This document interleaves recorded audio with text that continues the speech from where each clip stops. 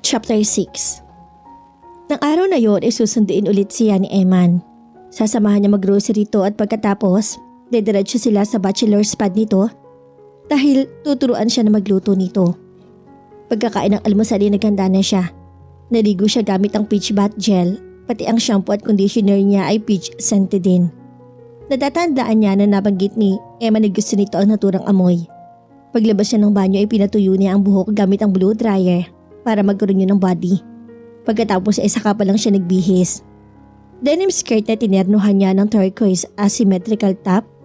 Underneath she wore her most expensive pair of underwear. Binili talaga niya yon para sa okasyon. Libo din ang ginastos niya para dun. Dakong 10:00 ng umaga nang marinig niya ang busina ng kotse ni Eman. Kinuha niya ang kanyang bag at nagpaalam kay Jenna at saka dire-diretsong lumabas ang pinto. Naabutan niya na nakasandal sa kotse nito si Eman at magkakrus sa mga bisig sa dibdib. "God, you look beautiful." Huri nito pagkakita sa kanya. "Thanks." Kiming wika niya. Kinilig siya kasabay ng pag-init ng mukha. Nasiyan siya dahil nagkaroon ng saysaya ang ginugol niyang panahon para pagandahin ang kanyang sarili. They kissed for a while and then he helped her get inside the car. Mabilis silang nabili ang mga kailangan nila sa supermarket. Pagkatapos ay pumunta sila sa isang organic food store. Naratnan nilang namimili rin doon ang kapatid nito na si Shelby. "Hi Ate Shell." Bati nito sa nakatatandang kapatid sabay halik sa pisngi nito. Siya man ay nakipagbeso-beso rin sa babae. "Anong ginagawa niyong dalawa dito?" tanong nito. Shelby was older by 8 years. Devoted housewife and mother ito sa 3 chikiting nito. A sucker of a mom through and through. Sinabi ni Eman ng pakay nila ron at sinabi rin nito na tuturuan sila na magluto nito. "Patikimin mo ako minsan," baling sa kanya ni Shelby. "Sige, o paano? Mauna na ako, susunduin ko pa sa school ng mga bata." Kapag dakay paalam nito at saka nagtungo sa counter at binayaran ng mga pinamili. Bago tutuli ang lumabas ang tindahan ay lumingon pa to at nakangiting kinawayan sila. "I like your sister, she's sweet." Sabi niya kay Eman. "Yes, she is." Sang-ayon naman ito. Kagaya sa supermarket, mabilis din nila na nabili ang mga kailangan nila. Alam kasi ni Eman ang kailangan nito at kabisado na nito ang tindahan. Sometime later, they arrived at his place. Hindi yun ang bahay kung saan unan silang na nagkakilala. That place was his parents' house. Ang pinuntahan nila ng araw na yun ay ang bachelor's pad nito. She looked around wanting to learn more about Eman by studying the knickknacks in his pad. Merong bookshelf sa isang sulok. Hindi na siya nagulat nang makita na puro patungkol sa pagluluto ang mga naroroong libro. Sa ibabaw ng shelf ay may mga frame photographs. Isa-isang sinipat niya ang mga yun. Most were of him and his family. Pero meron ding kuha ito na mag-isa lang. Napangiti siya nang makita ang litrato nito nung bata pa to. Ang lapad ng ngiti nito. Tila hindi alintana na kulang ang ngipin nito sa harap. "How old were you are?" tanong niya rito at saka tinuro ang larawan. 6 or 7? He answered. "Saan to at saka sino makasama mo?" Tanong ulit niyan ang tinutukoy ang isa pang larawan na kuha sa beach. "Sa Coron? Have you been there?" Umiling siya. "It's a great place. Dadaling kita ron minsan. Those are my college friends. Ipapakilala kita sa kanila one of these days." "Yeah, one of these days?" Ulit niya at bigla siya nakadama ng lungkot. Tila na po na kagad nito ang pagbabago ng mood niya. "Anything wrong?" tanong nito. "No, nothing's wrong. Ang akala ko ba tuturuan mo ako na magluto?" Pag-iiba niya sa usapan. "Patience, my young apprentice." "Yes, master." Pagsakay niya sa biro nito. Nagtungo sila sa kusina. Natuklasan niyang katulad ng kusina nito sa Merrill's ang kusina nito sa bahay. Medyo maliit nga lamang yun. "So what are we going to cook?" tanong niya. "Seafood marinara and garden salad in olive oil and almond dressing." Sinimulan na nila ang paghahanda ng pagkain. Binigyan na siya nito ng mga instruction na sinunod naman niya sa abot ng makakaya niya. "Now pound the crab shells." Sunod na utos nito. She did as she was told. Ngunit may mali yata sa ginagawa niya dahil dumudula sa chopping board ang alimango at sa tuwing pinupukpok niya yun. "Try this way," sabi nito bago lumapit sa kanya at tumayo sa likuran niya.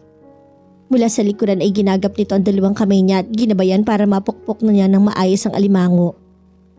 Hindi niya nakuhang mag-concentrate sa ginagawa. Masyado siyang naapektuhan ng pagkakalapit nila. Nanuot sa ilong niya ang amoy nito na pinaghalong sabon at spices. Ramdam din niya ang init na nagmumula sa katawan nito. "Ow!" Biglang tili niya. She accidentally hit her thumb. "Let me see that." He made her turn. They were now standing face to face. Sinuri nito ang hinlalaki niya. Masakit pa rin yun pero tolerable naman. Nakikinikinita na niya na mangingitim ng bahagya ang kuko niya roon na kinabukasan. Hindi pa dito ang daliri niya at nagsitayuan ang mga balahibo niya. Napasinggap siya. All of a sudden, the air between them was charged with electricity. Nagangat ito ng ulo at nagtamang kanilang mga mata. He was still holding their gaze when he planted light kisses on each of her fingers. Pigil hiningang inaantabayan na niya ang susunod na gagawin nito. Her eyes widened when he took her forefinger inside his mouth and sucked it. She just stared at him, shocked and at the same time enjoying his ministrations. He did the same thing with the rest of her fingers, taking his own sweet time, and then he kissed her palm. Nun lamang siya kumilos. She grabbed his nape. "Kiss me," she demanded, and he obliged. Sinupon nito ang magkabilang pisngi niya at siniilis siya ng halik. Yun ang unang boses na hinalikan siya nito sa ganung paraan. Mapusok at mapaghanap subalit naroon pa rin ang pagsuyo. Hindi niya malaman kung gaano katagal na naghinang ang kanilang mga labi. Namalaya na lamang niyang pinililiguan nito ng mumunting halik ang kanyang mukha. Nagsimula sa noon niya pababa sa mga talukap. Sa tungki ng ilong niya pababa sa hanggang sa leeg niya. Gumapang ang kaiga-igayang sensasyon sa katawan niya. Humigpit ang pagkakahapit niya sa batok nito at napaliyad siya nang halikan nito ang dibdib niya. Tila hindi na kontento at kinalas pa nito ang clasp ng bra niya at saka pinagbuti ang ginagawa. "Eman, oh God," panay ang sambit niya sa pangalan nito. She was almost pleading for something she did not quite understand what. Pagkatapos ng isa ay binuhos naman nito ang atensyon nito sa kabilang dibdib niya. While his tongue was doing crazy, wonderful things to her breast, his hand began doing equally wonderful things to her thigh. He hiked up her skirt and gently caressed her inner thigh. His hand traveled upwards, making small circles with his finger along the way. In turn, she started caressing his chest. Pinaloob niya ang mga kamay niya sa t-shirt nito at hinaplos-haplos niya ang pinakasensitibong bahagi ng dibdib nito. That was when she heard somebody moan. Hindi niya masabi kung sino sa kanilang dalawa ang lumikha ng ungol na yun. She yelped when his hand finally reached her center. Ngumiti ito. "Like that?" tanong nito. Nahiyang tumango siya. "Eman, please." Honestly at pakiramdam niya hindi na niya matatagalan ang ginagawa nito. "Please what? Please do something." Pumiyok na ang boses niya dala ng intensidad ng kanyang nadarama. He took her panties off and knelt in front of her. His lips edged a burning path upward across her inner thigh. Hindi siya makapaniwala sa nagaganap sa kanila. The timid part of her wanted to back away. Ngunit gustuhin man niya na wala na siyang magagawa. Her wanton side drooled over her. After a short while, something magical happened to her. It started with a single twitch at her core, and then that twitch doubled a million times over until her whole being was pulsing with release. Nang humupa ang deliryo ay nanlalatang isinubsob niya ang kanyang mukha sa leeg nito. Nung siya pinangko nito at dinala sa kwarto nito, there he began pleasuring her again, but this time, he made love to her slowly. When she reached her peak, she felt him plugging deep inside her. Samantala, there was a smile on Emma's lip when he woke up that morning. Ngunit agading napawi ang ngiting iyon na makapa niya na wala na sa tabi niya si Cheska. Napabalikwa siya ng bangon. "Cheska, sweetie? Where are you?" Tawag niya rito sa malakas na tinig. He was met with silence. Nagtataka siya kung bakit hindi ito sumagot. Hindi naman kalakihan ng pad niya kaya imposibleng hindi siya marinig nito. Nagtungo siya sa banyo at wala to ron. Nagtungo siya sa kusina, wala rin ito. Nalibot na niya ang kabuuan ng pad ngunit wala siyang nakita na Cheska. He took several deep breaths. He knew there was a perfectly good explanation why she was nowhere to be found. Hindi to alis ng walang dahilan. Ang hula niya ay may mahalagang pupuntahan to at hindi na siya nito ginising. He tried calling her up at naka-off ang cellphone nito. They were okay last night at alam niyang walang dahilan para mabahala siya. Pero iyon ang nadarama niya. He did not bother with breakfast anymore. Uminom lang siya ng kape, naligo, nagbihis at pagkatapos ay lumula na siya sa kotse at nagtungo sa apartment nito. Si Cheska? Tanong agad niya kay Jenna nang pagbuksan siya nito ng pinto. She's gone. What do you mean she's gone? Hindi niya na napigilan ang pag-alsa ng kanyang tinig. Dumating siya kanina pero hindi din siya nagtagal dito. Kinuha lang niya mga gamit niya sa kwarto tapos umalis din kagad. Mga anong oras siya umalis? Tanong niya. Umaasa siya na mahahabol pa niya to. Around 5 or 6? Sinipat niya ang kanyang wristwatch. 10:00 na. There went his hope. Kahit paliparan niya ang kotse niya, hindi na niya maabot na si Cheska. Maliban na lang kung alam niya kung saan to patungo. Sa naisip, bigla niyang tinanong si Jenna. Sinabi ba niya kung saan siya pupunta? Hindi eh. Tinanong ko siya at ang sabi niya hindi raw niya pwedeng sabihin kung saan.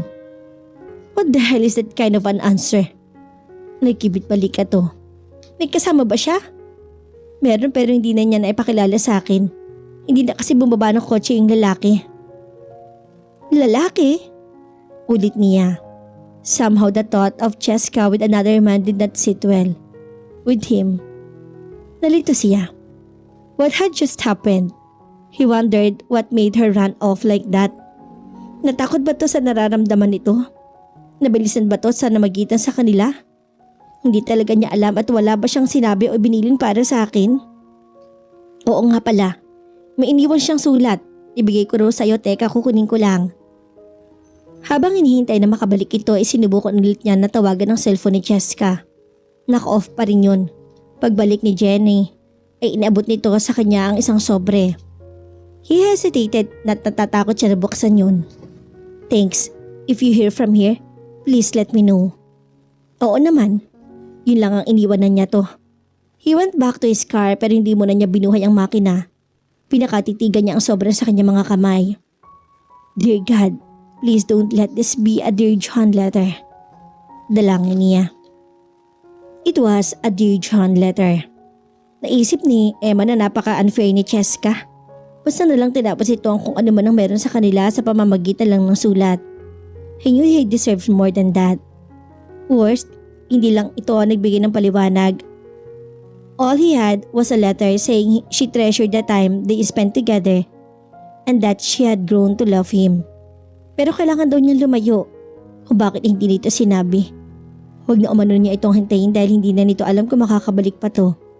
That was basically the gist of her letter. Para sa kanya kasi nungalingan na nakasaad sa liham na yun. Paano nito nasabing mahal siya nito gayong walang pagdadalawang isip na nagawa siya nitong iwan? Yun na tumatakbo sa isip niya nang iparada niya ang kanyang kotse sa harap ng apartment nito. Hindi siya nagsasawa na puntahan ang lugar na yun sa pag-asa na nakabalik na to. Anything? Payak ng tanong niya kay Jenna nang pagbuksan siya nito ng pinto. Hindi rin niya kailangang magpaliwanag dahil alam niya na alam din ito ang ibig niyang sabihin. He was asking if there were any news about Cheska. Kaagad ang ibaba ang labi na umiling ito. No, nothing. It had been 3 days since Cheska left and he had been going there every single day. He was still hoping he would get to see her or at least know where she was staying. Miss na niya to. Hindi lumilipas ang sandali na hindi siya binabagabag ng mga katanungan kung bakit ito umalis. May nagawa ba siyang hindi nito nagustuhan? He groaned at naikuyom niya ang mga kamay sa labis na frustration at pagkatapos ay isinuntok niya ng malakas ang pader kung saan siya nakasandig. Halata nagulat si Jenna sa inakto niya. Maging siya hindi rin inaasahan na gagawin niya yon. It was an impulsive gesture. He just needed to vent out or he would burst. I'm sorry. Hinging paumanhin niya rito.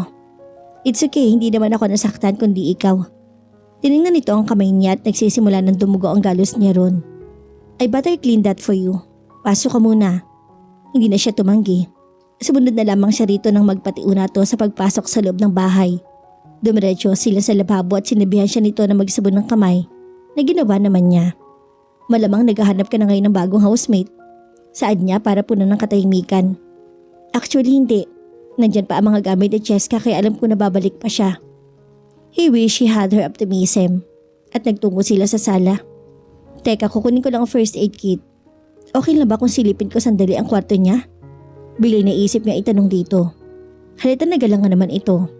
Please, he pleaded. Marahil inantig din ang kalooban nito kaya tumango to ng marahan. Upstairs, yung nasa kanan, sabi nito at pagkatapos iniwan na siya. Ang unang ginawa niya sa kwarto ni Cheska ay ang maupo sa kama at yakapin ng unan nito. Her scent lingered in his nostrils and he found himself missing her more. Napansin niya ang picture frame sa ibaba ng night table. Kuha nilang dalawa yun nung mag-hiking sila. Walang ano-ano yung napangiti siya habang sinasariwa sa isip ang nangyari sa kanila sa lakad nilang yun. Kinuha niyang picture frame at hinaplos ang imahen nito. Where are you, Cheska? Tanong niya. He would gladly trade all his restaurants and everything else he owned just to learn where she is. Bago pa mabura ang mukha nito sa larawan dahil sa pagtitig niya, ibinalik na niya ang picture frame sa night table. At noon niya napansin ang organizer na nakapatong din doon. Kinuha niya yon at hindi na nagdalawang isip na bulsa yon. Mabuti na lang at malapad ang bulsa ng cargo pants na suot niya. Natitiyak niyang kung ipapaalam niya kay Jenna ay hindi ito papayag na iuwi niya ang organizer ng kaibigan nito. Bumalik na siya sa sala. Nadatnan niya roon si Jenna at hinihintay na siya. Nilinis ito ang sugat niya at tinakpan niya ng gasa. Thanks, sambit niya. No problem. Hindi na siya nagtagal at maya-maya lang, inagpaalam na rin siya sa dalaga.